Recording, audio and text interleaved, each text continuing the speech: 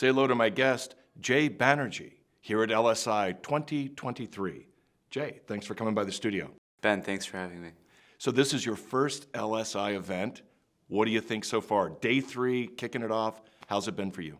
LSI has been everything and more that I've expected, and it's great having investors, strategics, and innovators all in one place together. So what brings you out to LSI? What are you trying to do for your business out here? Yeah, Immersive Touch is a surgeon-driven AI platform, and we're looking for strategic partnerships to help drive innovation within the hospital system. Primarily, Immersive Touch helps surgeons plan surgeries in 3D using virtual reality and augmented reality. And so using AR and VR, surgeons are able to plan their own procedures in real time, and that allows our intelligence platform to gather incredible amounts of data, and we're looking for strategic partnerships such as robotic companies and imaging and video companies to help integrate into this platform. We're the hub, surgical intelligence hub in the hospital, and we're looking for various spokes in our hub model, such as robotic systems, electronic medical record systems, radiology systems, and laparoscopic imaging. So we really take a data-driven approach at Immersive Touch, and the more data, the better for us. Well, tell us more about your platform, where you've been at it for 10 years. So tell us more about your successes, or the places where you've really seen the platform provide better outcomes for the patients and surgeons that are using it. Yeah, Immersive Touch started as a haptic training platform, and it slowly evolved into a patient-specific, FDA-cleared, personalized surgery platform. So we're taking CT and MRI scans of the patient, we're creating 3D avatars, 3D models of the patient. And what's unique about Immersive Touch is the ability for surgeons to actually interact with those models. They could perform craniotomies, they can make cuts, they can reduce trauma fractures, they can figure out which plating to use, and so that allows the platform to gain intelligence over time and eventually automatically propose ideas to the surgeon.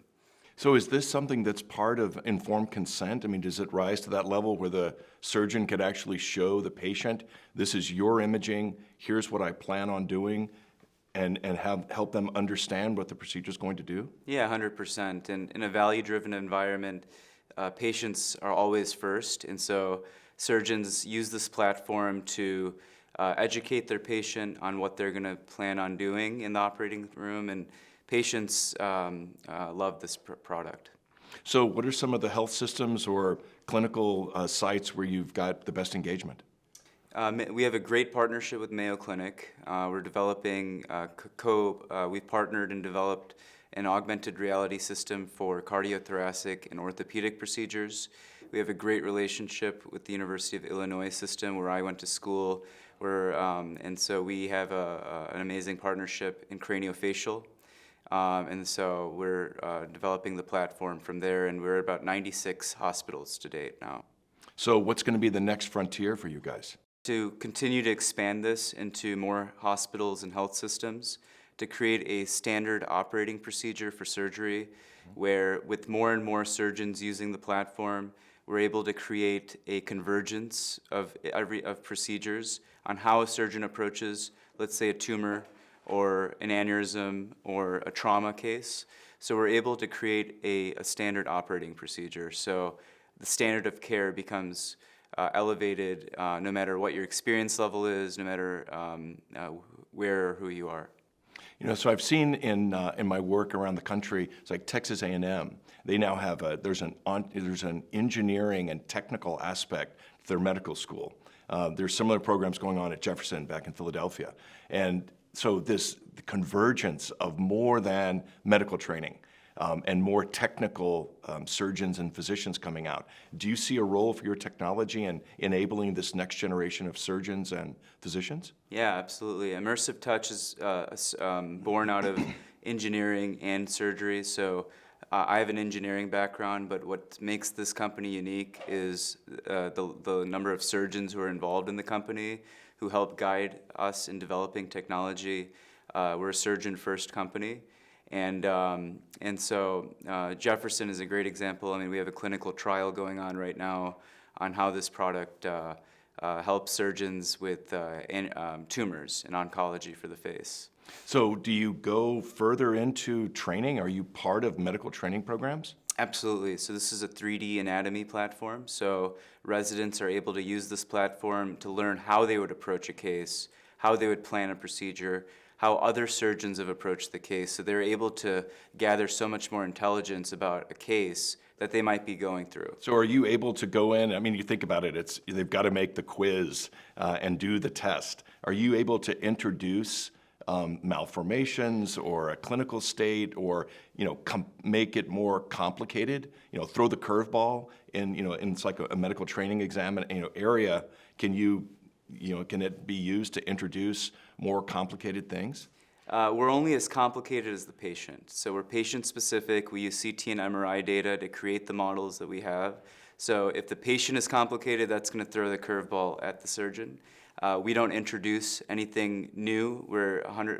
We have a clinical study that shows that immersive touch is exactly identical to the patient. So we create a digital twin of the patient, and we're FDA cleared, and we have that accuracy, which we're proud of.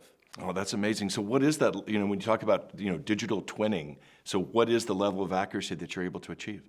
It's close to 100%. It's not exactly 100, but it's as close as you can possibly be to 100%. So it depends on the quality of the imaging that you got, but once you compile that, Right. you're able to replicate that imaging set. Yeah, we're unique as a 3D modeling system where it's as accurate as possible. I believe we're the only company that studied that, and that's important because for the AI to be accurate, we need accurate data. And so to create that 3D model, we're using patient-specific scans. That's then becoming an accurate 3D model, and then the surgeon is interacting with that model. And so the AI is then able to pick up, okay, this is how the surgeon is planning this case, and this is, and it's using accurate patient information. So you use the example of, facial reconstruction. So there's a lot of strategics and, larger companies that have, they've got their own plating system. Are you finding that they're cooperative and giving you, so can you get a 3D model of their products and interleave those with surgical planning? Yeah, so we're a hardware agnostic platform, and so we work with several strategics. For example, Zimmer Biomet has been a great partner in trauma. And so we use some of their plating, but we're compatible with all strategics, and we're agnostic because we're a hospital-driven platform. So hospitals are using multiple vendors. They're not tied to any one strategic necessarily. So we keep it open. Wow, so what else is going to be going on for the rest of your time here at LSI? Well, I'm excited to attend some of the panels and speak to some investors, and I'm going to be enjoying a nice golf outing tomorrow. So I'm excited. All right. Anything else to share with us today? I'm happy to be here, and thanks for interviewing me. Thanks for coming by. Enjoy the rest of LSI. Thank you, Ben. Banerjee, take one, marker.